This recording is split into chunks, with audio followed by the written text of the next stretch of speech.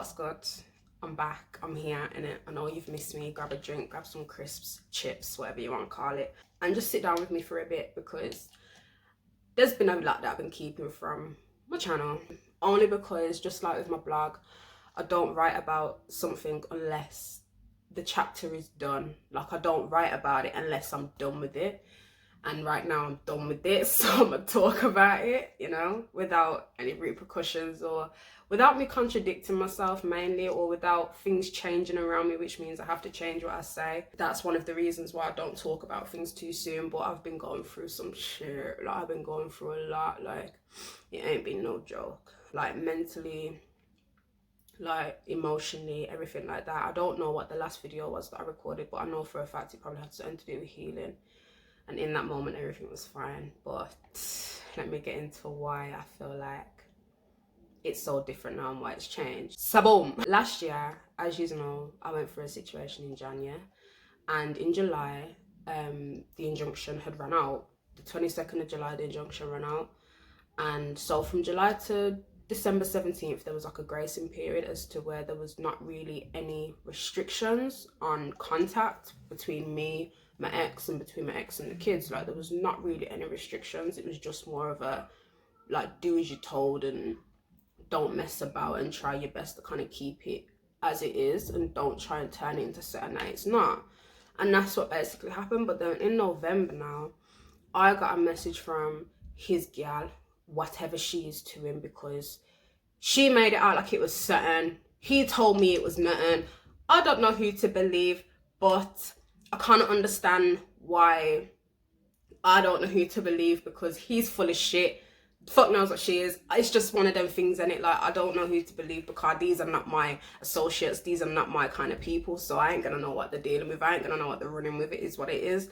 When she contacted me, she tried to basically say that her brethren had seen a status that I had put up on Facebook. But let me just tell you something. The status that I had put up was in the October. This girl didn't message me until the November. But then there was a group on Facebook that I was in, and something told me to go check on the members and see who was in there. This gal had only been added to the group 19 hours before. So she'd obviously seen my name in the group, clicked on my name and thought, that's my baby, that's my man's ex. Like, let me be nosy. Okay, yeah. I'm a ting, innit? Hope you enjoyed what you saw. If she didn't contact me, me and him would have never been in contact, you get it? Because I weren't gonna go out of my way. And because he wanted to make out like, say, I was some demon bitch, he weren't gonna come out of his way. It's just as simple as that. Because of me and her being in contact, me and him ended up being in contact, but not everything was fine in the beginning. Everything was cush, like, everything was great, everything was all right. Like, we were just talking about the kids and whatever. Was talking about the kids and that. And as with most domestic violence perpetrators and, you know, all of that, they make out like they've changed. They make out like, so they've learned their lesson. They make out like, so everything is blessed. But realistically, they're just telling you what they know you want to hear. They're just telling you what anyone would want to hear. They've probably Googled what do you say to a victim, and then boom, writ out a script, and there you go. Everything was fine in the beginning, then alarm. So December 17th, he got his sentencing. And one of the things of his sentencing was a 2-year restraining order. Now, I knew about it because he had told me prior to the court date that it was coming up. But it was meant to be on January the 6th. But it got pushed back. He's the one that told me it got pushed back. So on the day that he went to court and got told that there was a restraining order, he had phoned my mum straight away for her to be a third party of contact between him and the kids. Now, he was told something completely different. We was told something completely different as to what the conditions actually were. Now, I was told that the restraining order was for me and the kids, whereas he was told that it was just for me, which made no sense, because they're my kids, they live under my roof, and if there's going to be a restraining order against me, there's bound to be one against the kids, you get it? It was just a bit chock-a-block and a bit wild and that. But he was still having contact with the kids through my mum. Like, video calls and stuff like that. He was sending me money for the kids, no problem, right? No problem at all. Now, this is where my whole mind blew off my shoulders, yeah? Where shit got real for me, and life felt like it was playing tricks on me. Life felt like it was running me around in circles. Like, just thinking about it gets me a bit emotional, but only because I worked hard last year. I worked really, really, really hard to build myself back up again after feeling like nothing, to literally build myself up again after being stepped all over. You get it? Like, I worked hard on developing my personality again and developing my self-esteem, and, you know, addiction started coming back and all that kind of shit. Like, I worked hard to break certain things and break certain barriers down for myself. New Year's Eve comes and he messages me off this account. He messages me off a different account on Instagram. But the name of the account, basically, if I'm ever trying to look at who's viewed my stories on Instagram, and I was looking throughout most of 2020, just because it was like, you know, it was the first year of me starting my YouTube channel. Like, I wanted to make sure that my Instagram was getting as much views and as much interaction as it should. So yes, I was seeing who was viewing my stories, and the account that he had messaged me off on New Year's Eve was the same account's name that I have seen that has viewed my stories. But the last thing I'm gonna think is, oh, it's him. It's the last thing I'm gonna think. So when he had messaged me off that account, everything just started clicking, everything started making sense, and it shouldn't have made sense, but it started making sense. And I was thinking, the whole of 2020, throughout my healing, the whole time that I've been posting certain things, that uplifting people, strengthening people through domestic violence, and posting my YouTube videos and putting the links up. He may even see this one, I don't give a shit. Yeah, I don't give a fuck. But it's like, I've been being watched, like I've been being stalked, I've been being spied on, because he knew certain things before we'd actually had the conversation about it. And it threw me off, because I was just thinking, you couldn't even just leave me alone. You couldn't leave me alone for a year. Like, you just couldn't help yourself. Mind you, his gal tried to tell me that the reason that he didn't contact me when it comes to the kids' birthdays, for example, is because I had him blocked on everything. Let me just remind people that he had blocked me during our relationship. He'd blocked me on all social media when we was together, because he wanted to cheat in peace on it. So whatever, I like bullshitting to people, making it sound like, say, I'm the one that shut him out. I didn't do that, you get me? I was open to receiving a happy birthday message from my kids, because that's just the kind of mum I am. I'm not that baby mum that just locks people off for no reason. I just don't do it. I've never been like that, because I'm a daddy's girl myself. I have a very good relationship with both of my parents. That's my only dream for all my kids, is for them to all have good relationships with their parents. My oldest son has got an amazing relationship with his dad. Me and his dad are brethren, like, it is what it is. Whereas me and the two youngest kids' dad, the abusive one, we can't get along. It can't run, because it's toxic. So when he'd messaged me on the New Year's and I clocked the account name and everything, I'll just have to remind you of certain, and this is not something that a lot of people know about me, but cognitively, my processing is quite slow. Like, I'm not slow, like I'm not a slow person, but my processing, like, if someone says something to me and they've said it in a certain way, it won't affect me until way after, or I won't think about it until way after. So my processing took a bit long, to where when he was messaging me, I was thinking, is this him? Or is it not? Who is this? Like, who am I talking to? Because he said certain things to me that made me think it was him. But then towards the end, he mentioned my secondary school. Now, you don't know what secondary school I went to unless I told you, like, or unless you went to the secondary school. Not a lot of people know what secondary school I went to. I don't really tell people. Unless we have each other on Facebook, or unless we actually went to the same school, you're not gonna know. Like, you're not gonna know, because it's not a question that people ask anymore. Like, oh, what school did you go to? No one really asks you, won't really know. And plus, I don't remember what secondary school he went to. I don't remember what primary school he went to. And I don't even remember what college he went to. So for him to remember that about me means I was always in his head. I felt a bit on edge, and he must have video called me. But again, up to the video call, I didn't know who I was going to be talking to. I didn't know who was going to be on the other end of the phone until his face come up. And then, like, my heart kind of dropped, because I was thinking, yo, it's 1 o'clock in the morning, New Year's Day. The kids are asleep. So I'm thinking, why are you video calling me? What do you want? Like, what is this conversation gonna be? And lo and behold, the conversation was a bit nuts, because it was more personal. It was more, when's the last time you had your back blown out? Who have you been having sex with? Like, whatever the case. I used my chance to ask him, yo, what's going on between you and my girl?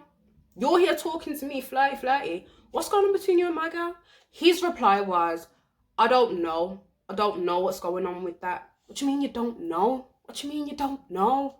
And then he said, why do you think? And I'm thinking, is it because obviously now I'm like in the picture? Like, is it because you've now got contact with me to talk about our kids? Like, what is it? What is the issue, kind of thing? Which is understandable because, like I've said before, that's the same girl that he cheated on me with. So for him to get back in contact with his baby mother is bound to ruffle some feathers in it. But that was, my intention was for me to keep him updated with his kids, which he didn't deserve it. Clearly, he didn't deserve it. So fast forward a little bit, I told my mum that I'd been in contact with him and that we'd spoke. Bearing in mind, she was supposed to be the third party as to him contacting about the kids. And it got messy. It got messy to the point where he was gaslighting my mum, disrespecting my mum, lying to my mum, basically trying to tell her that he never video called me. And that's an abuse tactic where even I started thinking, am I making it up? Did it even happen? Like, did he even FaceTime me? Like, what happened? Like, do you know what I mean? Like, I thought I was making it up because he was adamant that he never spoke to me. And obviously I told my mum could see me slipping back into the person that I was back in Jan 2020. She could see me slipping back into it, and I ain't gonna lie to you, I was losing sleep. I weren't really eating. Bearing in mind, this is from November till literally like a couple of days ago. Like, I wasn't eating, I wasn't sleeping. I started smoking again.